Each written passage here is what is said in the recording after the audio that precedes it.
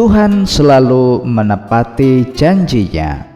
Shalom saudaraku yang dikasihi Tuhan Yesus Kristus. Menunggu penggenapan janji Tuhan seringkali itu tidak mudah. Ada doa yang dijawab setelah bertahun-tahun.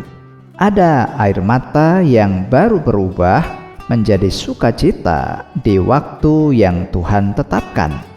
Namun satu hal yang pasti saudara, Tuhan tidak pernah mengingkari janji-Nya. Dalam Kejadian 46 ayat 28 sampai 34 ini, Yakub akhirnya bertemu kembali dengan Yusuf setelah bertahun-tahun mengira anaknya telah meninggal. Pertemuan itu bukanlah sekedar perjumpaan keluarga saudara, tetapi bukti bahwa Tuhan tetap setia menggenapi setiap firman yang telah difirmankannya. Sebelumnya mari kita bersatu di dalam doa. Bapa di surga, kami bersyukur karena Engkau adalah Allah yang setia. Bukalah hati kami ya Tuhan, dan biarlah melalui firman-Mu di hari ini kami tetap percaya kepada seluruh janji Tuhan, sekalipun kami harus menunggu dengan sabar sesuai dengan waktu Tuhan. Dalam nama Tuhan Yesus kami berdoa, amin. Saudara, mari kita baca Kejadian 46 ayat 28 sampai 34. Yakub menyuruh Yehuda berjalan lebih dahulu mendapatkan Yusuf, supaya Yusuf datang ke Goshen menemui ayahnya. Sementara itu sampailah mereka ke tanah Goshen. Lalu Yusuf memasang keretanya dan pergi ke Goshen mendapatkan Israel ayahnya. Ketika ia bertemu dengan dia, dipeluknyalah leher ayahnya dan lama menangis pada bahunya. Berkatalah Israel kepada Yusuf, "Sekarang bolehlah aku mati, setelah aku melihat mukamu dan mengetahui bahwa engkau masih hidup." Kemudian berkatalah Yusuf kepada saudara-saudaranya dan kepada keluarga ayahnya itu, "Aku mau menghadap Firaun dan memberitahukan kepadanya, saudara-saudaraku dan keluarga ayahku yang tinggal di tanah Kanaan telah datang kepadaku. Orang-orang itu gembala kambing domba, sebab mereka itu pemelihara ternak, dan kambing dombanya, lembu sapinya, dan segala miliknya telah dibawa mereka. Apabila Firaun memanggil kamu dan bertanya, 'Apakah pekerjaanmu?' maka jawablah, 'Hamba-hambamu ini pemelihara ternak sejak dari kecil sampai sekarang, baik kami maupun nenek moyang kami, dengan maksud supaya kamu boleh diam di tanah Goshen.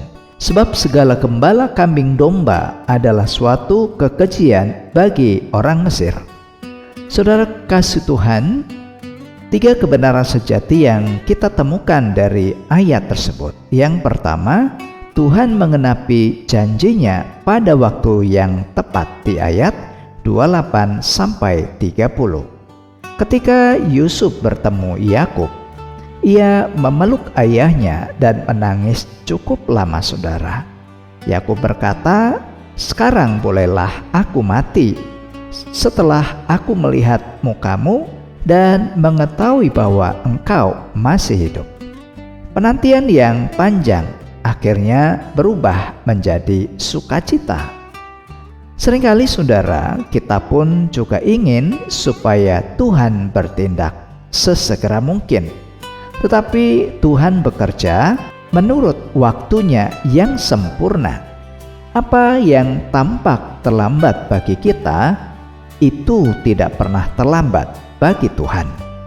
Jadi saudara, penggenapan janji Tuhan selalu terjadi pada waktu yang paling baik.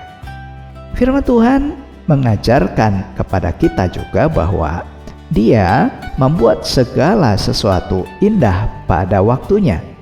Itulah yang dituliskan dalam Pengkhotbah 3 ayat 11a. Ia membuat segala sesuatu indah pada waktunya. Dan yang kedua, saudara, Tuhan menempatkan umatnya sesuai dengan rencananya di ayat 31 sampai 32.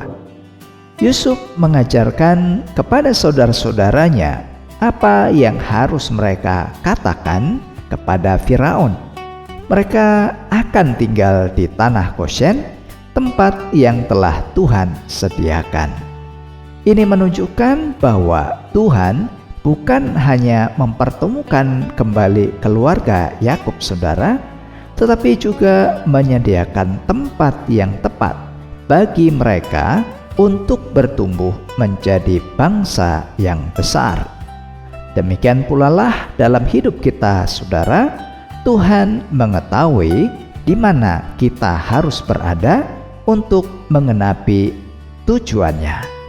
Berarti Tuhan selalu menempatkan kita di tempat yang terbaik menurut rencananya. Ketika Tuhan memimpin hidup kita, saudara, Dia juga menyediakan tempat untuk kita bertumbuh dan melayani.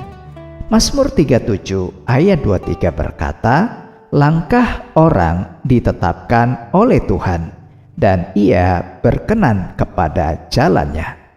Dan yang ketiga, saudara, Tuhan memanggil kita tetap setia pada identitas sebagai orang percaya di ayat 33 sampai 34. Yusuf meminta keluarganya dengan jujur mengakui bahwa mereka adalah gembala.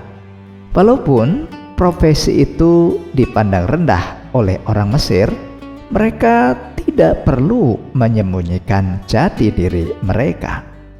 Sebagai orang percaya, saudara, kita juga dipanggil untuk tetap hidup sesuai dengan identitas kita sebagai anak-anak Tuhan. Dunia mungkin memiliki nilai yang berbeda, tetapi kita dipanggil untuk tetap setia kepada firman-Nya. Kesetiaan kepada Tuhan itu lebih penting daripada penerimaan dunia. Firman Tuhan mengingatkan bahwa kita ini adalah umat pilihan yang dipanggil untuk hidup bagi kemuliaan-Nya. Itulah yang tertulis di 1 Petrus 2 ayat 9. Tetapi kamulah bangsa yang terpilih, imamat yang rajani, bangsa yang kudus, umat kepunyaan Allah sendiri. Karena itu, saudara, tetaplah percaya bahwa Tuhan akan mengenapi janjinya tepat pada waktu yang terbaik. Syukurilah tempat di mana Tuhan menempatkan saudara di saat ini, dan tetaplah hidup sebagai anak Tuhan sekalipun nilai-nilai dunia itu berbeda dengan firman-Nya. Mari kita berdoa. Bapa yang setia, terima kasih karena Engkau selalu menepati janji-Mu. Tolong kami ya Tuhan untuk tetap percaya kepada waktu-Mu. Kami bersyukur atas tempat yang Engkau sediakan, dan ajar kami untuk tetap setia hidup sebagai umat-Mu dimanapun kami berada. Berkatilah saudaraku yang sedang membaca dan merenungkan firman Tuhan di hari ini, di dalam pekerjaan mereka, dalam rumah tangga, juga di dalam pelayanan, apapun yang menjadi harapan dan doanya, kiranya Tuhan berikan pengenapan tepat sesuai dengan janji-Mu. Terpujilah Engkau Tuhan, di dalam nama Tuhan Yesus kami berdoa. Amin. Saudara, mari arahkanlah hati dan terimalah berkat Tuhan. Kiranya Tuhan yang setia memenuhi hati saudara dengan pengharapan, meneguhkan iman saudara untuk menantikan janji Tuhan, dan memampukan saudara tetap hidup setia sebagai umat kepunyaan-Nya. Dan kiranya kasih karunia Tuhan Yesus Kristus, kasih dari Allah Bapa, dan tuntunan oleh Roh Kudus menyertai saudara sekalian dari saat ini sampai selama-lamanya. Amin. Tidak ada satupun janji Tuhan yang gagal. Kita harus menunggu, pada waktunya Tuhan akan mengubah penantian menjadi sukacita dan penggenapan. Jika membutuhkan doa, konseling, atau percakapan pribadi, saudara bisa hubungi nomor yang ada pada video ini. Demikian firman Tuhan di hari ini, saudara. Terima kasih. Tuhan Yesus memberkati. Selamat beraktivitas dan sampai jumpa pada seri Renungan SKS berikutnya. Shalom.